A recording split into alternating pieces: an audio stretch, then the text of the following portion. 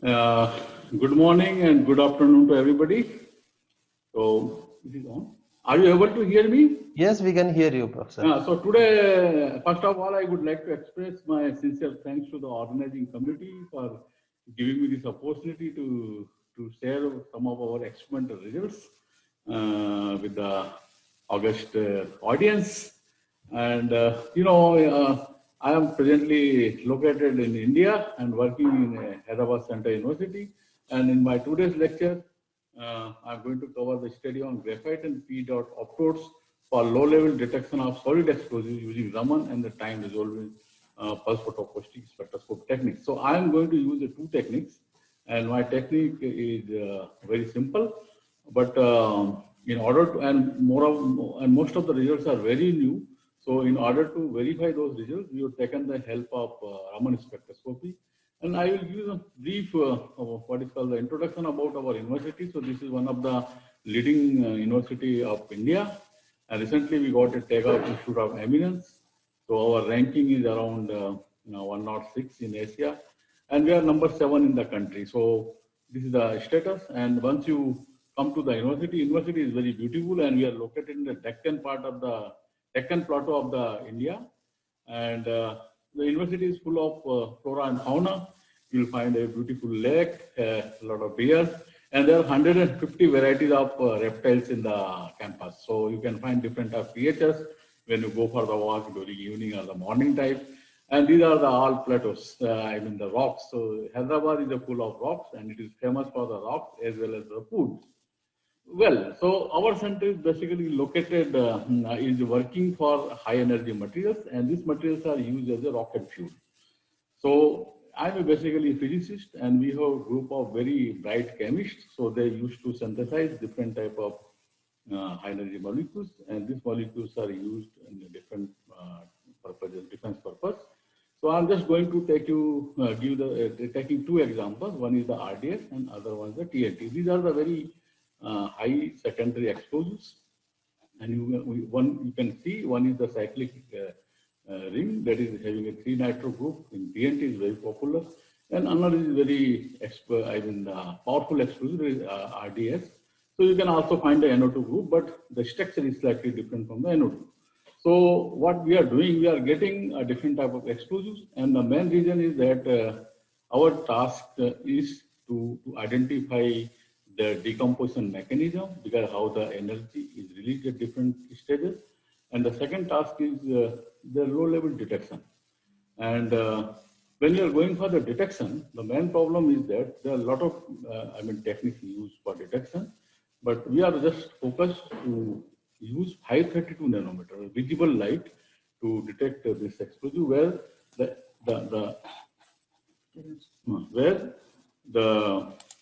what is called absorption of this explosive, where the explosive molecules have very low absorption. So that is the one difficult, what is called challenging task. But if you use a different type of what is called intermediate sensing medium, like graphite or the P dot, then your task will be easy. So I will try to show you how you can enhance the signal of this explosive using 532 nanometer, and what type of modifications you have done in the experiment. So when you go for the high energy materials, there is a big class of high energy, and it is classification is like that. High energy materials basically divided into 3 categories. One is the primary explosive, and this is like a lead azide, mercury carbonates. These are used in a basically bullet, backside of the bullet.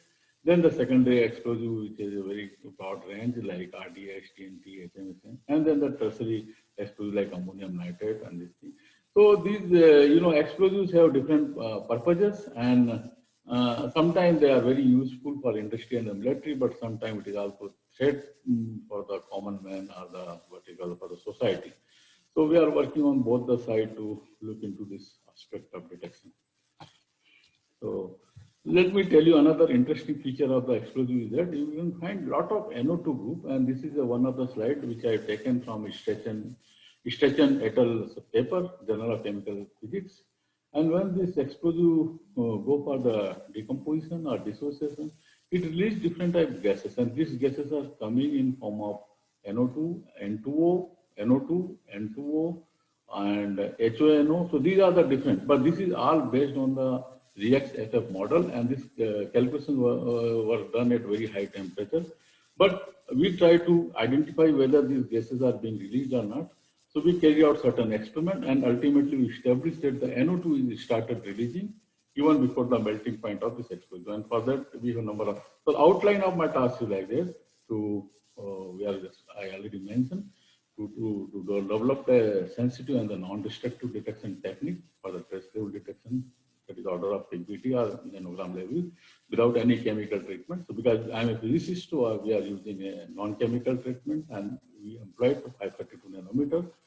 And then I will tell you something about the classification of optodes. So we selected two types of optodes. One is called the graphite, and other one is the P dot. I will tell their mechanism, and then the functioning and mechanism of this signal enhancement. And then finally, I will tell you the comparative study of these two optodes. So these are some of the popular techniques for explosion analysis. For field techniques, is the most popular is the sniffer dogs. Then you airport you find X-ray or quarter pole resonance techniques.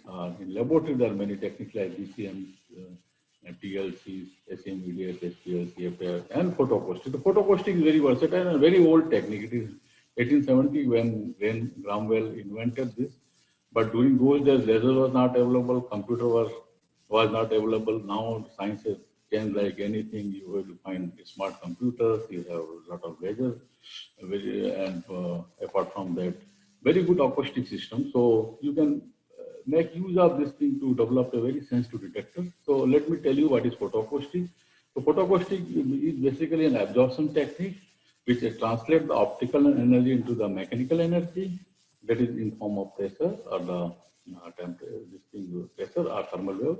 When the sample is illuminated with the light of a specific wavelength correspond to the absorption band of the given molecule, it is responsible for the excitation of that molecules. And the third phase, the de-excitation process produces kinetic energy or heat.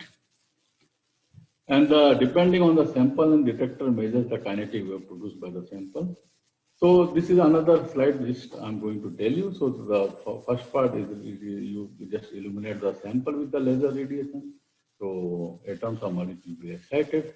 When they will be de-excited, they will basically enhance the vibrational rotation level after de-excitation, during de-excitation mechanism. And they will also, this molecule also produce heat because of the expansion. And then when it is heat waves are produced, simultaneously the acoustic waves are also produced. So if you have a very sensitive detector, microphone, that can be help you to detect. And for excitation is concerned, the most, I mean, people are using a different type of wavelength, but we try to use only 532 and 266. But later on, we also use a terahertz. But in today's lecture, I am going to discuss only 532 based and 106 based detection. So once again, this is another, I mean, the presentation, the cycle of the generation. The first process is the absorption, then the excitation, then relaxation, then after that the local heat, expansion, pressure wave generation, and the detection.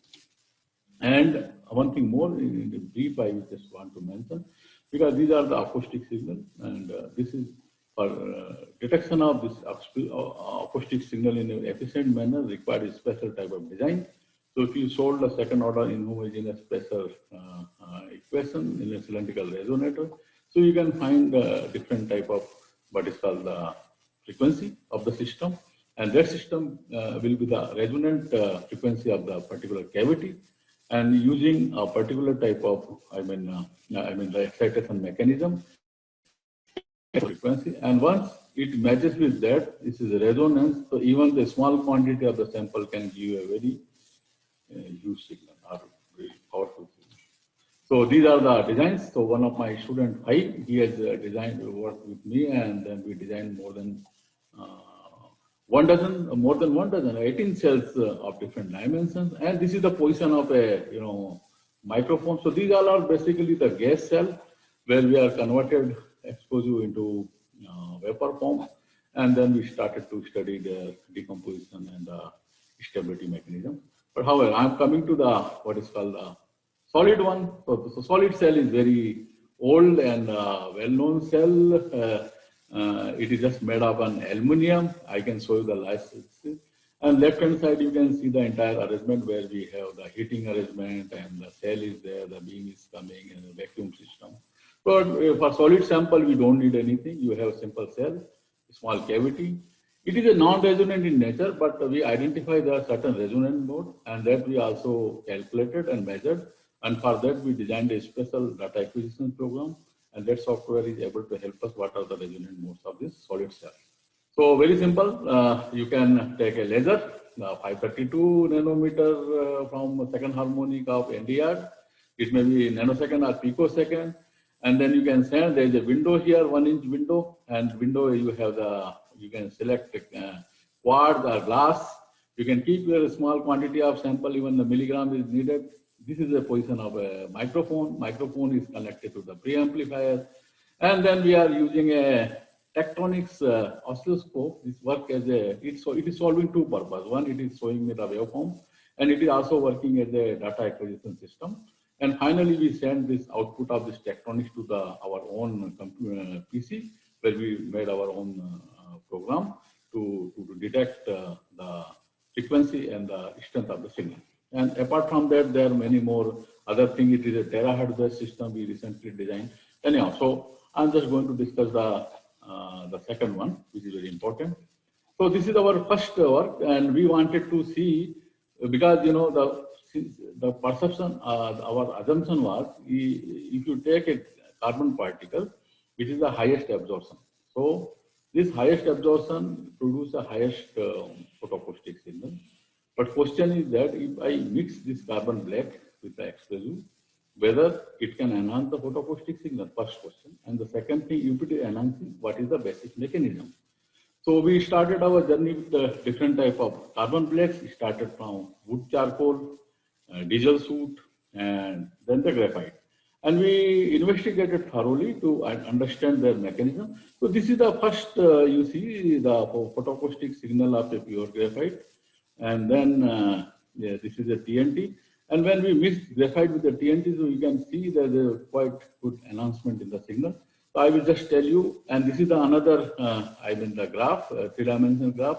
So you can see that the different incident power when we are mixing TNT with the graphite, you can find a continuous enhancement in the signal. Anyhow. So this is the experimental cell, what I already shown you, and this is a laser we use for our study. Cell was also designed, and these are some of the response time domain and the frequency domain response from these three samples.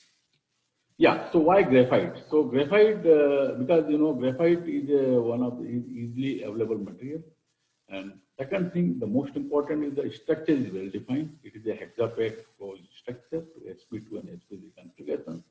It possesses 3 tightly bound electrons and 1 loosely bound electron.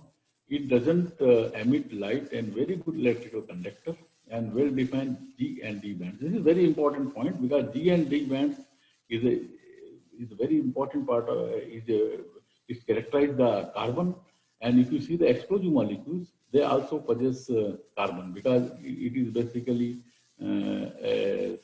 organic materials. So this carbon and that carbon basically coincide, and what happens when we mix this thing with that? So this is actually the optode mechanism when this graphite is mixed with the explosive. So what is happening? The graphite order, it absorbs the incident 532 radiation. Since explosive, they do not possess very good absorption. So what is happening? It transfers its actually the thermal energy in a form of phonon momentum to the explosive. And then because of this transfer of the phonons, the optical phonons, these explosive molecules get excited. And as a result, they generate elastic wave and then acoustic wave. And these acoustic waves we can detect using a photoacoustic cell and the microphone. And later on, we can analyze the signal. So, and the second interesting molecule optode is the PE dot. This is an organic polymer, long chain polymer. And the beauty of this polymer is that it is just like a very highly conductive polymer, and its conductivity can be compared with a graphene. And it has another interesting feature that it has some vacancy. I mean, it can accept a free electron from the explosive molecule. So because explosive molecule already possess NO2 function group, and there is a one loosely bound electron. So this electron, when the 532 radiation falls on polymer and explosive, so that polymer gets excited, and because of that, there is a charge transfer mechanism from explosive to this thing. And once it is there, then you see the second diagram where there are two types of process starts. One is called the radiative and other one is the non-radiative process. So radiative process is nothing but a fluorescence, and that can be detected using an optical detector.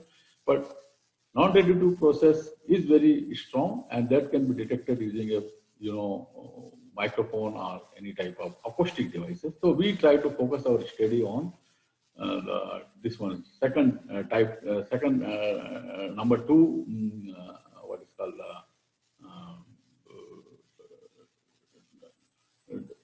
so number two mechanism.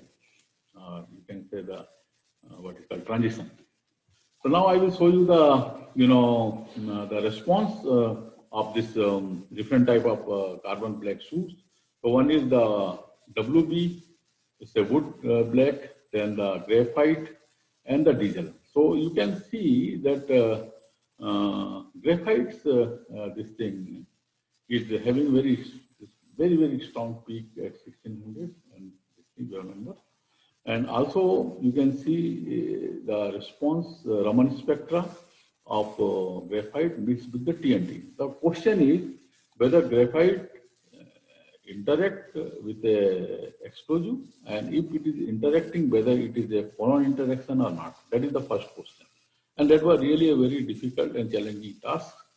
So the Raman spectra provides a very good, reply to, answer to this question. Reason is that when the phonon interaction is there, you will find shift in the D and the G band of a Raman spectra, and that change shift is order of more than 2 centimeter inwards. So if it is happening, you will find a shift, and you can clearly see when I mix with TNT and graphite, there is a very significant change, and that confirms the study that this is a phonon interaction. And once photon interaction is taking place, obviously the absorption property of the explosive is also changing, and that is providing us a very good characteristic signature. So this is another what is called the work we have selected 1064 nanometer with graphite, and then we change the incident energy. You can see how you see without it is a response of graphite. It is order of 10 millivolt, but when we are mixing with the TNT, it is almost the 10 times enhancement of the signal. So it means a very small quantity of exposure. Now the second question is how much quantity of graphite we should mix. First we started with 1:1 ratio, and then we gradually changes the percentage, and we try to evaluate the what is called the strength of the signal. So this is the another graphs. What is the response with the TNT at different timing, timing that is called data acquisition time. And you can see that graphite mixed TNT provides different type of acoustic modes of the cavity, which is located at one is the 20 kilohertz, and other one is very strong. It is around 29, 30 kilohertz, and then additional one is appearing at 35 kilohertz. So these are the different modes. One is distant for the TNT, other one for the graphite. But when we mix this thing, automatically the signal strength, one is the 6, other one is 24, it becomes 100. So it means that there is a almost, you can say, almost 4 times enhancement in the signal. And this is the characteristics of weight percentage of TNT. So when you select a different quantity and with respect to the incident radiation, how the signal can be enhanced or increased. Then we did the experiment with the different percentage of graphite. So we mixed the different pure, we have taken a pure graphite. So this is the first curve, so the first response. Then the graphite was 33% in this thing mixture.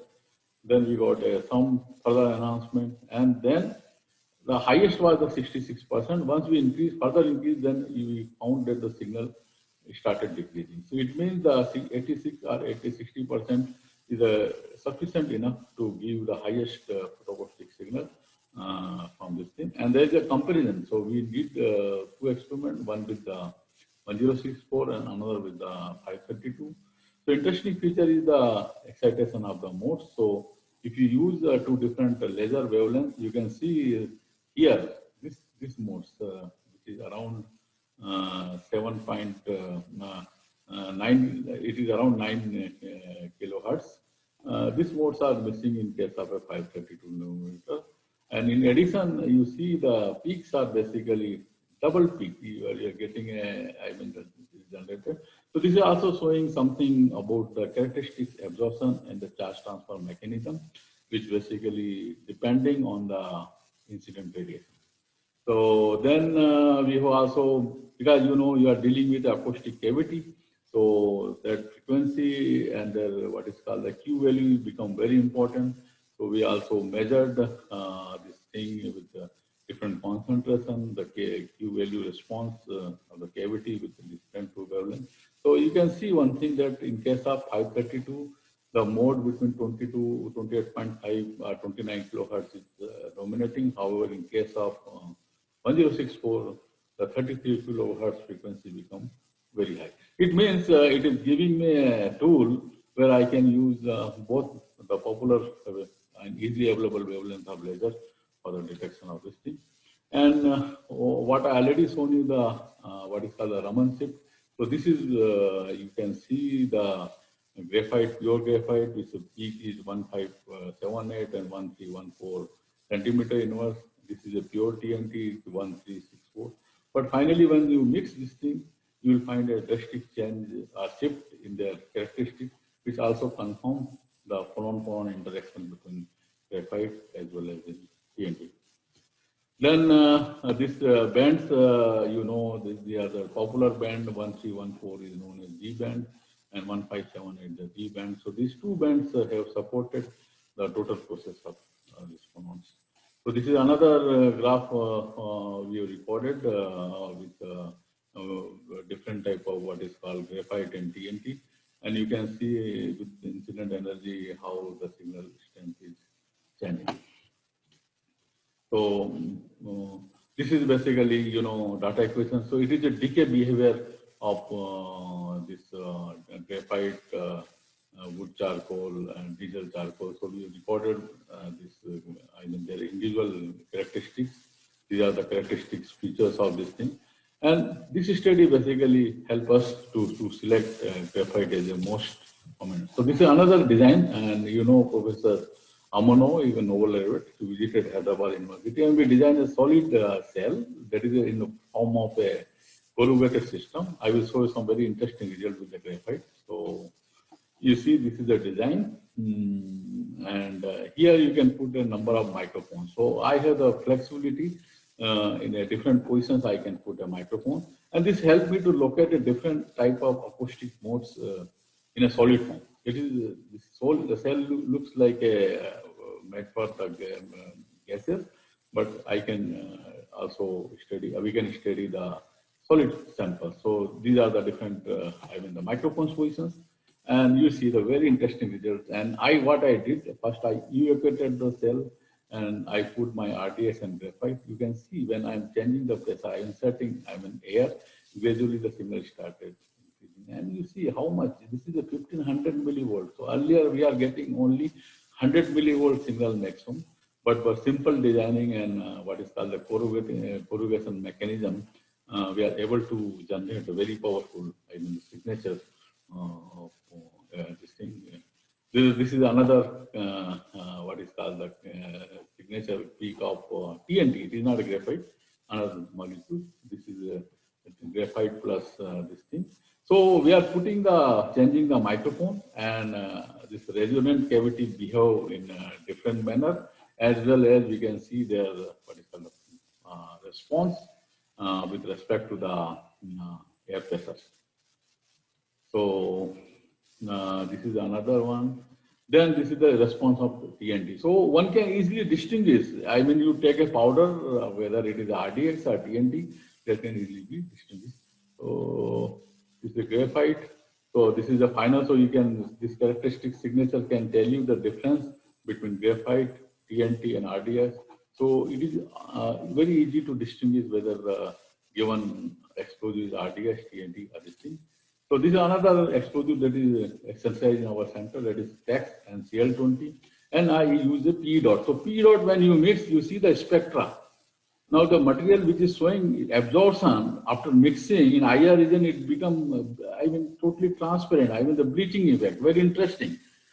So why it is happening? Because of the charge transfer, the material which is showing very strong bands, they also become transparent when they are subjected to IR, FTIR. And this technique, again, we subjected them to the photoacoustic cell. And again, you can see the signal which is around 280, it becomes 3500 per text. And for Cl20, one mode is increasing, another mode is decreasing. So this is another, actually, the interesting behavior. So these are the, different acoustic modes of the cavity, and 10 kilohertz mode only increases 5 times, but 12.5 becomes 2,500 times. So these are the enhancement we are getting when we are selecting a small quantity of P dot mixture in the explosive. So this is, then there was a question whether I use explosive or non-explosive, what will happen? So we tried with sodium nitrate and nitrite and mixing. You see the performance, you see pure is giving very small, and then there is a small enhancement, but the peaks of this non-explosive is totally different from the explosive. So that also able to differentiate whether the material is explosive in nature or non-explosive. So this is another very interesting this thing. And apart from that, then we basically mixed this thing, what is called RDX and TNT, and you can see the signal enhancement. I will show you some interesting results. Sorry. Oh, okay. So I cut those slides. So you can see the enhancement of the signal. So almost we got 6,000 type enhancement with respect when we are mixing P dot in RDX or HMX. So these are the actually the different level what we achieved, and work was also appreciated by Royal Society of Chemistry, and they found a very innovative technique, and we got some appreciation. These are the publications. Some new publications are also coming in spectrochemical actor and applied physics B. So one paper already appeared in spectrochemical actor last, appeared in 2 months back. Another is also coming in applied physics B. So in conclusion, I say I explained the designing aspect and mechanism of PA technique and charge transfer mechanism of these outputs. Then we have successfully demonstrated the role of graphite and P-dot polymer as a sensing media or output for the technique. And the PA-dot provides a better enhancement than the graphite. So these are actually the new field where we started a dry technique, and we proved that how you can enhance the signals. These are the publications. My student also got a Best Thesis Award by Government of India organized a DI conference. And I also acknowledge DST. They have given me my first project, and then later on the DRDO extended my funding. And one of our ex-director, he was very keen in our photoacoustic activity, Professor S.P. Tiwari, I'm remembering him. He motivated me to continue with, so though I am involved in terror activities, but still it is our hobby to work. You can say it is our liking that I still focus on photoacoustic. This is my group. So work is mainly carried out by Fahim, he is my first student, and the Konda Srinivas Rao. So these are the 2 students who contributed, and this is Venkatesh. He worked on terrors. Thank you very much.